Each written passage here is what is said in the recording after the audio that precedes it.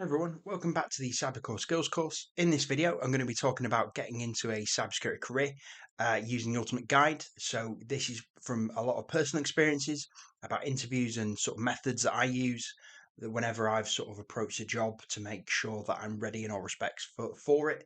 And also I understand the environment that I'm working in.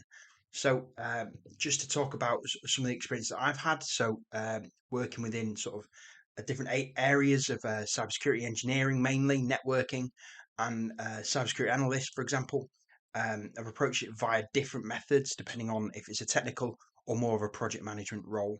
I like to think I'm very technical, but like to bounce into the sort of project areas, and that's what we're covering here. So I'd say the first major step of stepping into a cybersecurity career is assess your own skills. So know if you are sort of like a technical person, if you're a people person, if you're naturally sort of maybe a little bit more charismatic. Are you more organized? Are you always the person to set up a meeting, or are you always someone to get your group of friends together and sort of work on something? Are you a logical person? Do you like patterns or sort of numbers? Are you quite a logical mathematics person? So if you know your skills, you know what your strengths are, but also your sort of weaknesses. And from that, you can work out what you enjoy doing. So for this, we've got the skills for success. So various areas that if you're strong in one area, you may be weaker in another, but it's not to say that you're not going to get a cybersecurity career because ultimately cybersecurity has got that many different domains. You can be technical, non-technical. You can be a problem solver. You can be digital or collaborative, and obviously project management is a massive area, and whatever aspect within that project management as well. So, moving forward to ensuring you identify your area of interest. So if you're going to be interested in a role, you're obviously going to be naturally linked towards it and show more passion within it and probably stay within that area a lot longer. I mean, you're going to always voyage outside of that area, but if you're going to sort of get into an area of, for example, this is the infosec wheel of all the different colors. Most roles within cyber do form a part of this. So if you naturally sort of fall into your area that you're going to like, so my area is sort of the yellow teaming. So effectively an architect or builder. So I like a lot of virtualization infrastructure, automation building or designing through code. So I fit between the green and the yellow team particularly. Um, I tend to problem solve through that. Just a quick scenario: I went for a sort of a SOC role initially as an analyst. Went straight on the Splunk website, and instead of downloading the CSV file with all the data, I started out by building Splunk. So on an EXXI server, hosted my own Splunk instance, created the users all the way up. So it took a couple of hours just to build out, make sure I had enough memory, performance, allocated processes to it, got it to the desktop, logged in with the default user credentials, created additional users, created a couple of dashboards, and then I actually imported the CSV file. But before I knew it, as a part of the Splunk Fundamentals 1, all you had to do was download the file and host a local instance and online. So I ended up building it, and that's where it really does prove for the pudding, is that I enjoy the building. So find out what you enjoy most. If it is sort of the more coding and sort of programming side, then really get into that. I also enjoy the education side, so teaching, hence the video now, I guess. But find your area and sort of stick with it as much as you can and become more in depth in that area, because the more in depth you're going to go, the more specialized you're going to be, and the more employability effectively you're going to do. And obviously, we've already spoken about logistics, compliance, and so that white team holds everything together. So, whatever area of InfoSec you are, you're going to have an area to work from. Undertake a project. So this is going to be really important.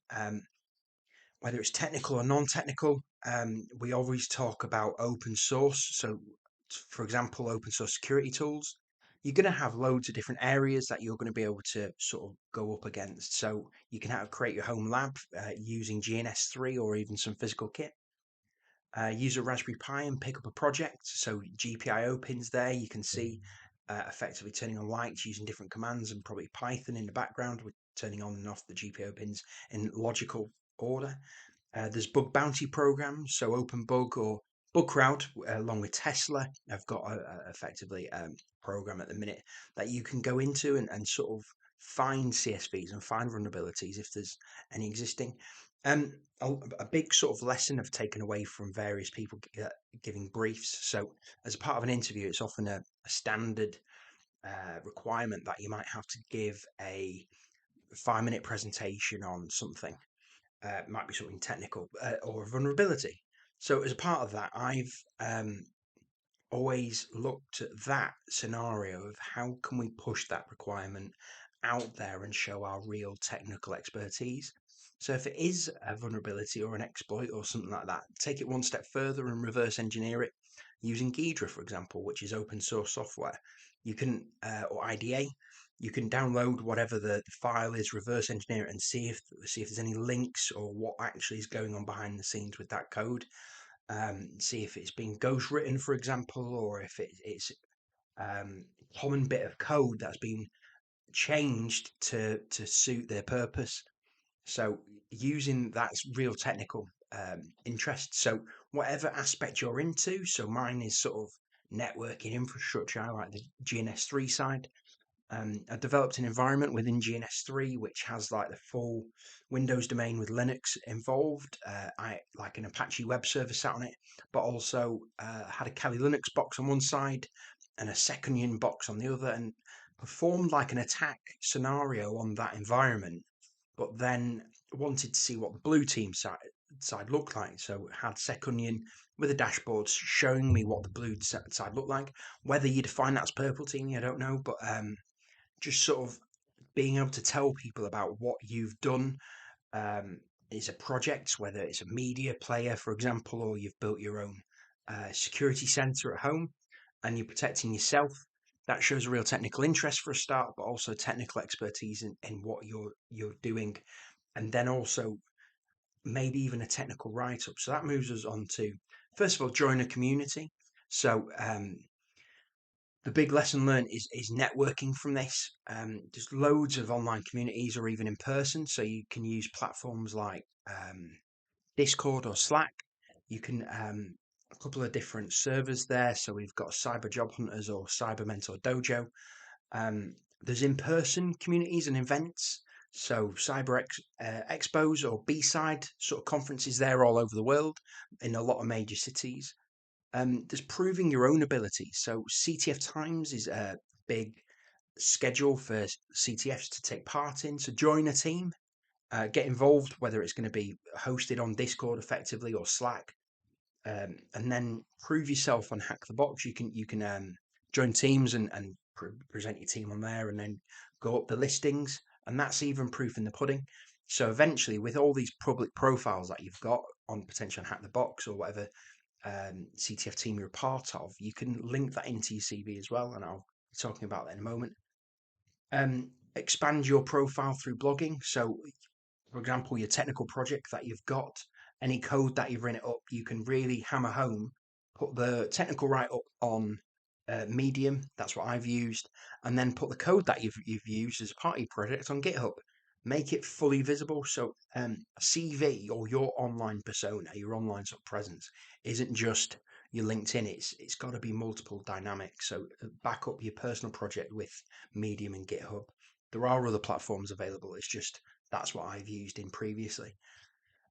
Continuous learning. So really big.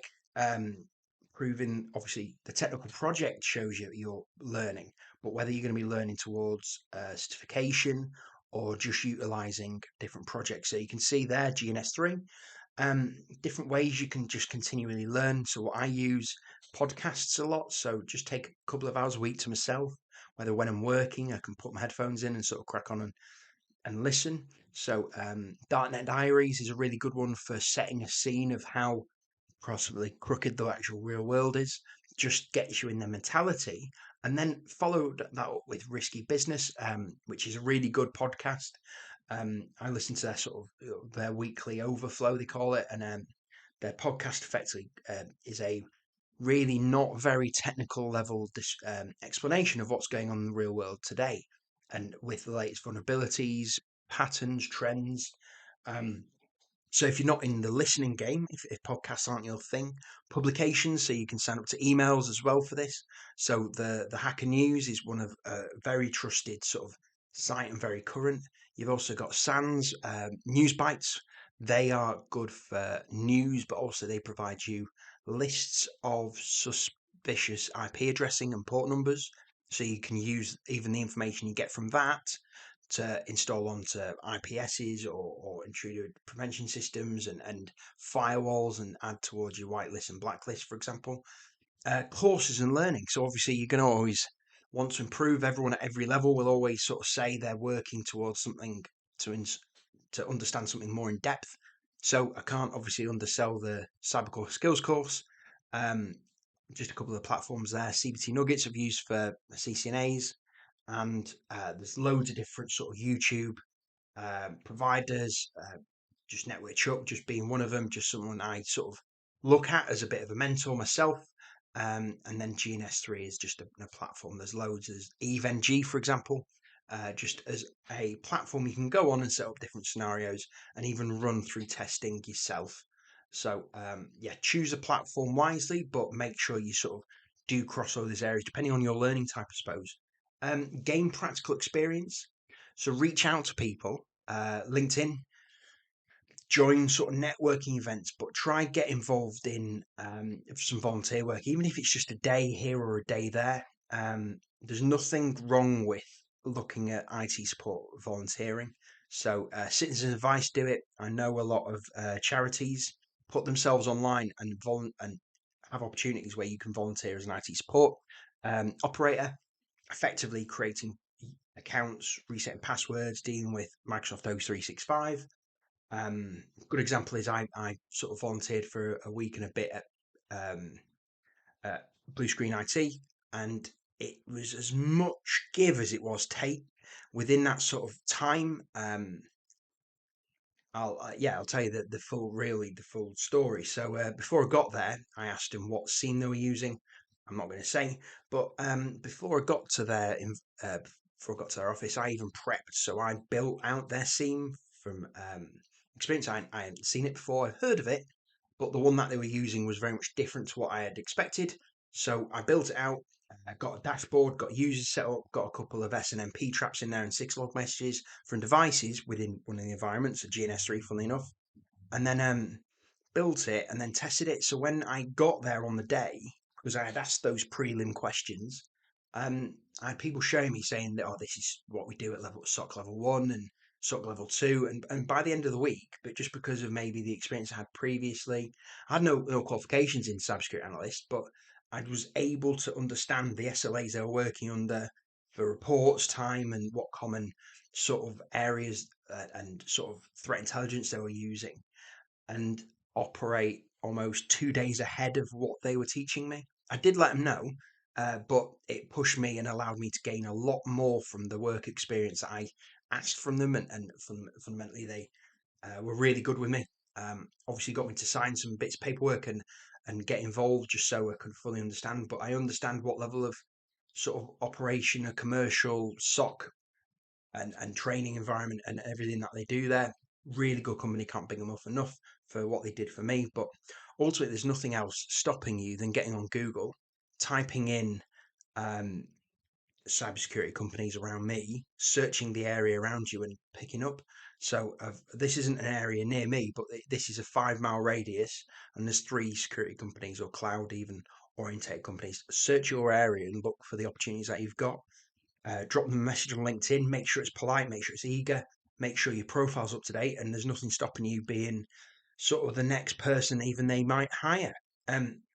Yeah, so the big sort of keynote from that is network, network, network. A lot of jobs, sometimes you won't even have to sit an interview. When we do talk about interview, make sure you do prepare for the interview. Um, Interviews I've gone to often have either 2 or 3 parts. One will be the initial meet with potentially project leads, heads of department, things like that, just to make sure you've got the human skills that you can operate and talk about what projects you've worked on. Then they'll be followed up either same day or later on down the process with a technical interview.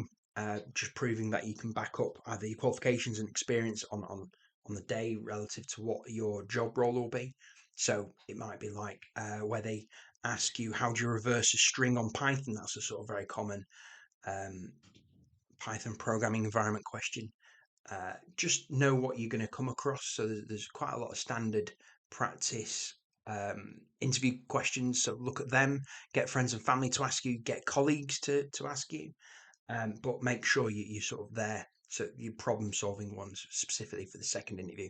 And then that might even involve a presentation, but utilizing your almost your personal project side of it, investigate your push, don't just brief on something, try push it to the nth degree and tear it apart if you can. So whatever you're asked to brief on or whatever you're choosing to brief on, make sure you push it and try explain why you've pulled apart the bit of software or you've looked at behind the scenes and that's what that component is doing. Okay, cool. So definitely for interviews, I've always ended up going really early, making sure I'm appropriately dressed. It's just the standard bits, really. Keen, making sure that you're acknowledging what you're saying, and then ask questions at the end. So if there is any areas, for example, yeah, if there is any areas that you're wanting to know about the company, ask them. If it's a SOC, you go in there and go, so what current CME are you using? And then even say on completion of the interview, I'm going to go away and spend some time looking at that environment and making sure that I can get ahead of the game effectively. Yeah, good stuff. So optimize your LinkedIn, um, making sure it's sort of sanitized as best as you can to not to cross any NDAs, but making sure it's shaped for you. There's some really good people, so try mirror a few of your sort of mentors. Don't be afraid to put on what qualifications you've got, what work experience. Big thing, don't lie because you will get caught out eventually. You can you could customize your links. You can become an official and verified account. It's worth sort of even with every sort of new connection you make is drop them a message. So every time you press connect, don't just connect, go connect a message and say hello and introduce yourself and tell them why you're connecting with them. It's often a little bit weird when you get people from the international crowd trying to connect with you, but they don't drop you a message to say why they're going to connect with you. So make sure you sort of introduce yourself and say we have this in common. It'll be great to hook up and do this together. So yeah, so make sure you do that. Polish off your CV. One of the platforms that I like to use is flowcv.io. Really good to assist you within formatting. And additionally, what Flow CV allows you to do is not just give you the visual indication of your sort of skills. If you've got qualifications, effectively it's a PDF based LinkedIn, so you can link up your certifications basically on credibly, um, and you can input the verify link straight within your CV. So when you're emailing it off, whether it's part of an expo on the spot or whether you're emailing it as part of a um, letter front, that can be generated on this platform as well. Additionally to this, it can also give you a landing page as well. So you can see on the right hand side, Brian T. Wayne there creates you a landing page. It's almost like your own home page, and you can customize that with your own domain as well, with operating buttons, but it takes details from your CV as well. So it's really good. You can customize it. It is a paid for platform eventually if you have more than one CV, but effectively you're playing around with just one CV for free for like a permanent time. Cool. So that's all the steps to success for entering a cybersecurity career. If there's any points or questions, please put them in the comments. I'm happy to respond. But thanks very much for watching.